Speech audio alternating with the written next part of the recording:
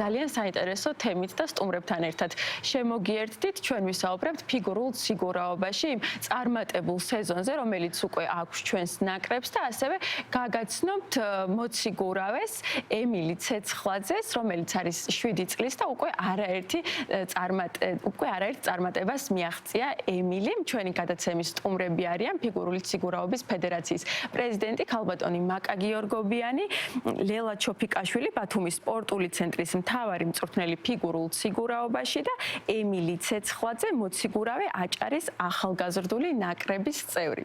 მოგესალმებით, ძალიან დიდი მადლობა რომ დრო დაგვითმეთ და გვესტუმრეთ გადაცემაში. ქალბატონო მაკა, პირველი კითხვით თქვენთან გადმოვალ, ზოგადად როგორც აღვნიშნეთ, წელი დაიწყო ძალიან წარმატებულად. ევროპის ჩემპიონი გახდა ნიკა ეგაძე, ასევე ანასტასია მეტელკინა და ლუკა ბერულავამაც ოქროს მედლებით დაასრულეს ევროპის ჩემპიონატი. მოდით ჯერ ვისაუბროთ აი ამ წარმატების შესახებ, რა გზა გაიარეს ჩვენმა სპორტსმენებმა, რადგან ამ ყველაფრის უკან, რა თქმა უნდა, ძალიან დიდი შრომაა. დილამშვიდობის წელი ნამდვილად ძალიან წარმატებით დაიწყო, გამარჯვებით დაიწყო. 4 კომპლექტი თამაშდებოდა ევროპის ჩემპიონატზე და აქედან 2 საქართველოს წამოიღო. აქედან გამომდინარე, რა თქმა უნდა, ძალიან იღბლიანი იყო ეს ევროპის ჩემპიონატი ჩვენთვის. ლუკას და ანასტასიას შემთხვევაში უკვე გასულ ევროპის ჩემპიონატზე ვერცხლის და ბრინჯაოს მედლები ჰქონდათ და რა თქმა უნდა მათგან ოქროს ველოდებოდით. ნიკაც უკვე რამოდენიმე წელი ძალიან ახლოს იყო მედალთან. გასულ ევროპის ჩემპიონატზე მან მოკლე პროგრამაში ვერცხლის მედალი აიღო და შემდეგ სამწუხაროდ მედლის გარეშე დაასრულა ასპარეზობა და წელს განსაკუთრებულად გაგვახარა და ეს რა თქმა უნდა ლოგიკური შედეგი იყო იმ მრავალწლიანი შრომის, რომელიც სპორტსმენებმა გაწიეს ამ შედეგამდე მისვლისთვის. ნამდვილად და ქალბატონო ლელა, თქვენთან მინდა კითხვით რომ გადმოვიდე, რადგან თქვენ იყავით ნიკას მწვრთნელი და ბავშვობის პერიოდში სწორედ თქვენ აღზარდეთ და ბუნებრივია თქვენი პროფესიონალიზმის დამსახურება არის ეს შედეგი, რადგან საერთაშორისო ასპარეზზე ნიკა ამ ხელწარმატებას ვერ მიაღწევდა, რომ არა ეს კარგი საფუძველი რაც მას ჰქონდა.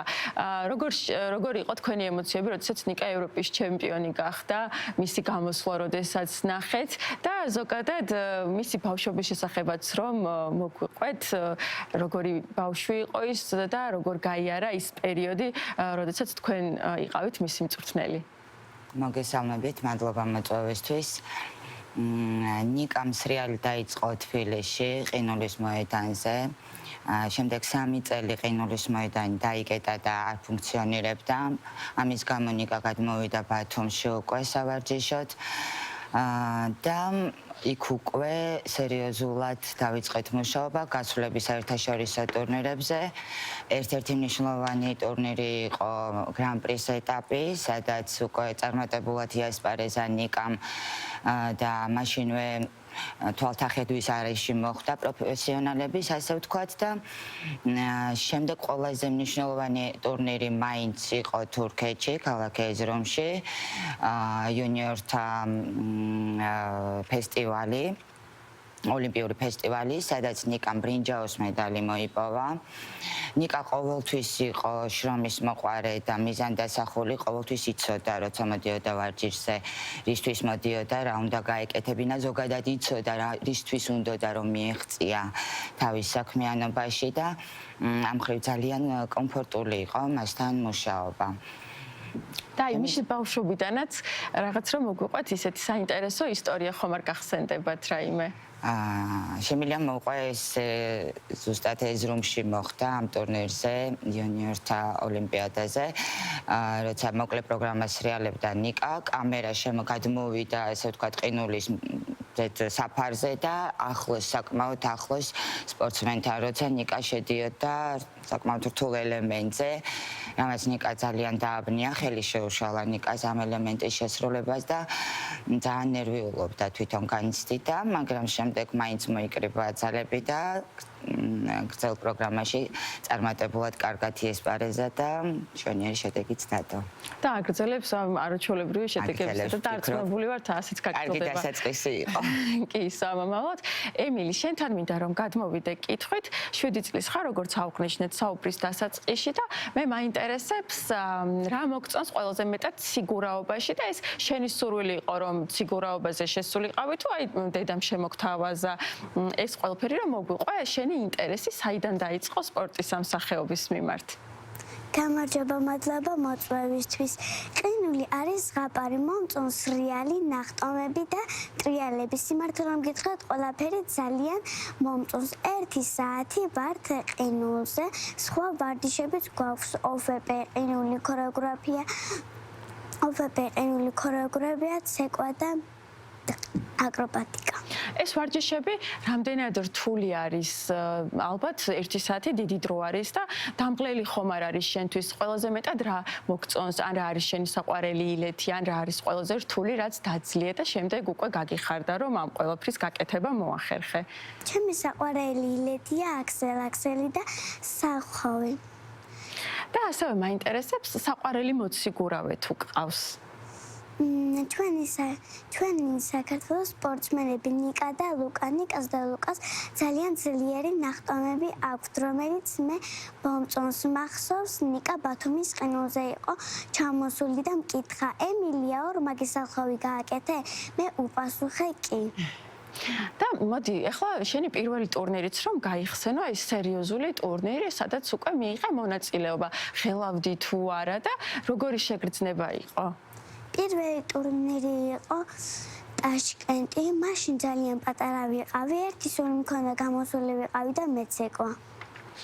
და როგორ გახსენდება ეს ტურნირი, როდესაც გამოხვედი, ის შეასრულა იმ მწვრთნელმა რა გითხრა შემდეგ? როგორ შეაფასა შენი გამოსვლა? კარგი იყო, ოჩაღო. კარგი, ემილი, მე მოგვიანებით კიდევ რამოდენიმე კითხვით გადმოვალ შენთან. ქალბატონო მაკა, თქვენ უნდა გკითხოთ აუცილებლად იმ ისტორიული მედლების შესახებ, რომლებიც ევროპის უბრალოდ ოლიმპიადაზე მოიპოვეს ჩვენმა მოციგურავეებმა. ზოგადად ოლიმპიადა რომ შევაფასოთ, რადგან ჩვენი ნაკრები ძალიან კარგად გამოვიდა, თითოეული მონაწილე, მაგრამ ბუნებრივია განსაკუთრებით ანასტასია მეტელკინა და ლუკა ბერულავას შესახებ უნდა ვისაუბროთ, რადგან მათი ისტორიული შედეგი დააფიქსირეს და ოლიმპიადაზე პირველად ვერცხლის მედლები მოუტანეს ჩვენს ქვეყანას.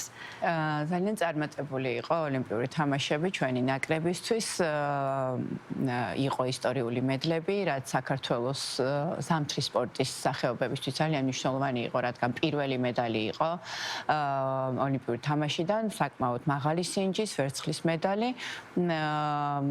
გულწრფელად გეტყვით, რომ ლუკას და ანასტასიასგან ველოდით медლებს, თუმცა ეს სპორტსმენებისთვის კიდევ უფრო მეტი პასუხისმგებლობა იყო და რაც თქმა უნდა უფრო რთულს ხდიდა ასპარეზობას, მაგრამ ბოლომდე იბრძოლეს და ნამდვილად საუკეთესო შედეგით დაასრულეს ოლიმპიური თამაშები. ზოგადად ძალიან კმაყოფილები ვართ საქართველოს ნაკრების ასპარეზობით, გუნდურ ასპარეზობაში ძალიან ახლოს ვიყავით медаლთან.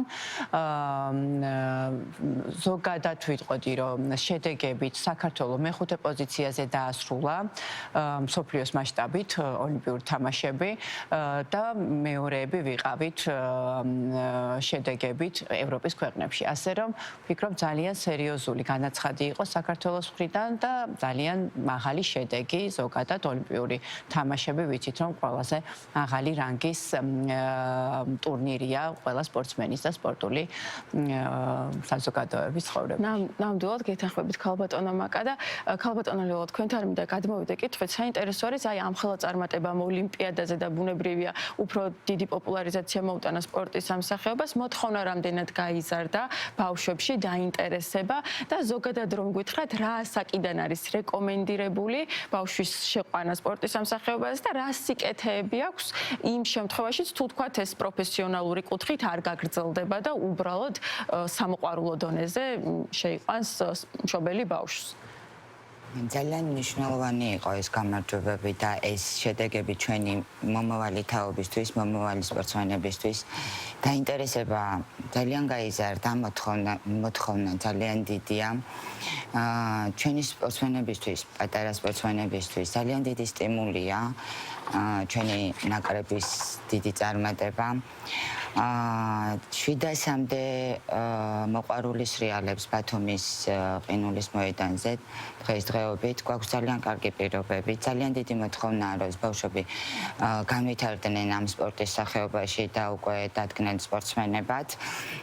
ვფიქრობ, რომ ამისთვის ჩვენც ყველაფერს გავაკეთებთ და ძალიან მნიშვნელოვანი იყო ეს წარმატება ზოგადად ჩვენი სპორტის სახეობისთვის. ნამდვილად გეთანხმებით და ემილიზეც რომ გითხრათ, ორი სიტყვით რომ შეაფასოთ, რადგან არაერთი წარმატება აქვს უკვე მას ამ ასაკში და თქვენ როგორც მწვრთნელი, როგორ შეაფასებდით მის ამ გამოსვლებს და ის სამომავლო გეგმებს?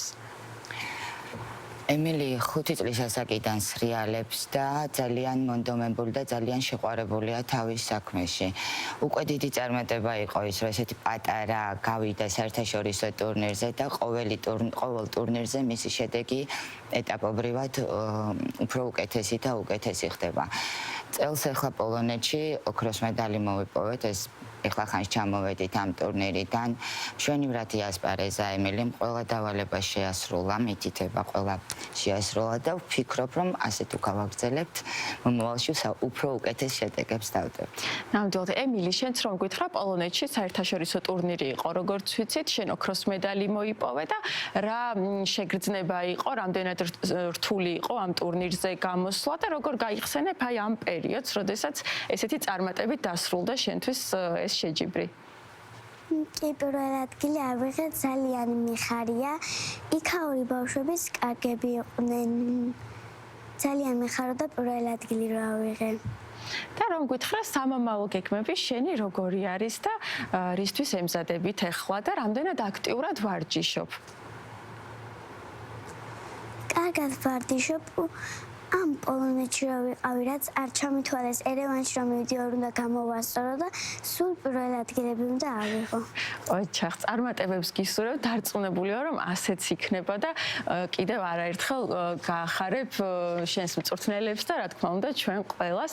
ქალბატონო მაკა, ისევ თქვენთან და გადმოვიდე კითხვით, როგორც ვიცით, უკვე თბილისშიც გვაქვს საერთაშორისო დონის დარბაზი, ყინულის და რა ზეგავლენა მოახდინა აი ამ დარბაზის გახსნამ და რა მდგომარეობა არის თბილისში ამ კუთხით და რამდენად გაიზარდა დაინტერესება ბავშვებში?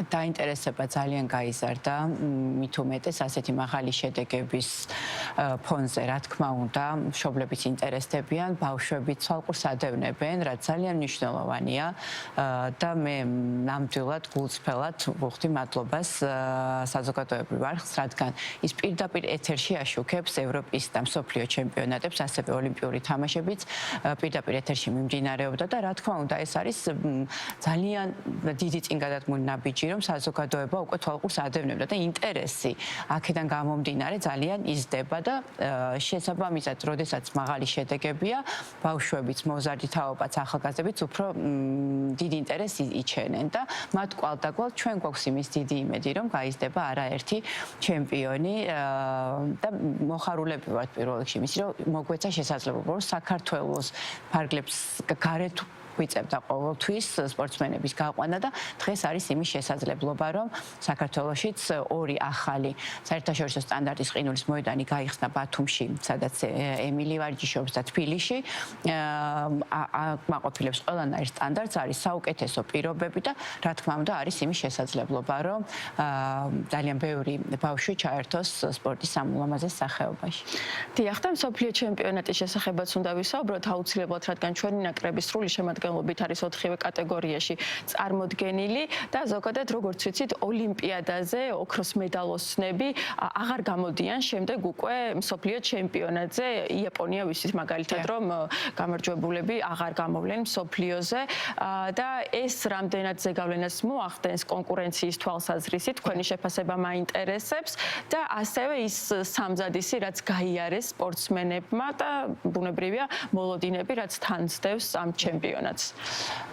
იცით, ოლიმპიური თამაშების შემდეგ ყოველთვის ალბათ ასეა, საკმაოდ გადაღლილები არიან, არა მარტო ფიზიკურად, ემოციურადაც, იმიტომ რომ საკმაოდ ხანგრძლივი იყო ოლიმპიური თამაშები, ჯერ გუნდური ასპარეზობა იყო, შემდეგ უკვე ინდივიდუალური, თუმცა ვფიქრობ, რომ მაინც თავისი შესაძლებლობის მაქსიმუმს შეეცდებიან და გააკეთებენ. დიახ, იაპონელი სპორტსმენები არ იასპარეზებენ, თუმცა კონკურენცია მაინც მაღალი რჩება და მთავარია, რომ ჩვენმა სპორტსმენებმა შეასრულონ თავისი შესაძლებლობის მაქსიმუმი და რა თქმა უნდა, აქაც მხოლოდ მაღალი სინჯის მედლებისთვის ვიბრძოლებთ.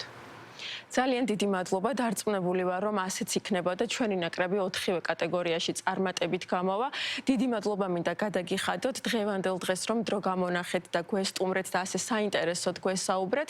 მე კი ჩვენს ტელემაყურებელს შევახსენებ, რომ დღეს ფიგურულ სიგურაობაში მსოფლიო ჩემპიონატი დაიწყება. პირდაპირ ეთერს კი თვალი შეგიძლიათ ადევნოთ პირველ არხზე და პირველი არხის სპორტზე 14 საათი და 30 წუთიდან, ხოლო რაც შეეხება უშუალოდ ჩვენ ნაკრებს, დღეს ყინულზე 2 კატეგორიაში არიან ჩვენი სპორტსმენები წარმოდგენილები. მოკლე პროგრამით ქალებში ვიხილავთ ანასტასია გუბანოვას, ხოლო წყვილებში ანასტასია მეტელკინას და ლუკა ბერულავას ასევე მოკლე პროგრამით. მე წარმატებებს ვუსურვებ ჩვენ სპორტსმენებს და აქვე დაგემშვიდობებით.